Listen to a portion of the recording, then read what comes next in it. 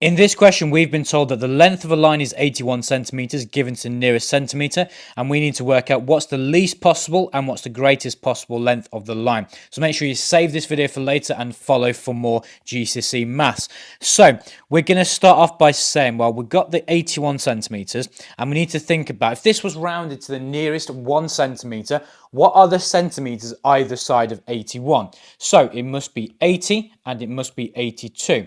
So let's draw a line in the center of both of these. So on the left side, it's a lot easier because we can see that this has to be 80.5, because let's say, for example, our number is 80.4. Well, that's going to round down to 80. If the number is 80.49, it's going to round down to 80. So we can keep adding nines onto this, but we can just stop wherever we want because we know that once we get up to 80.5, that's where it rounds up to 81. So we know it's got to be that, hasn't it? So it must be 80.5, because anything below 80.5, it must mean it rounds down to 80.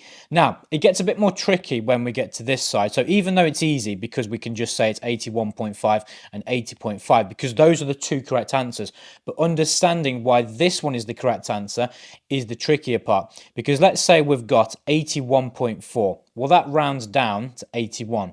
If we've got 81.49, it rounds down to 81. If we've got 81.499, again, it rounds down. Now, we can just keep adding nines on all we want. If we keep adding them and then we say that they're going to be recurring and 81.49 recurring, like so, 81.49 recurring is 81.5. So 81.5, yes, of course, it rounds up to 82, but because we can't define the amount of nines on the end of that to where they stop, because this is only GCSE maths, we just say that this is 81.5 and 80.5. So that's what we need to do for the answers. Make sure you like and follow for more maths.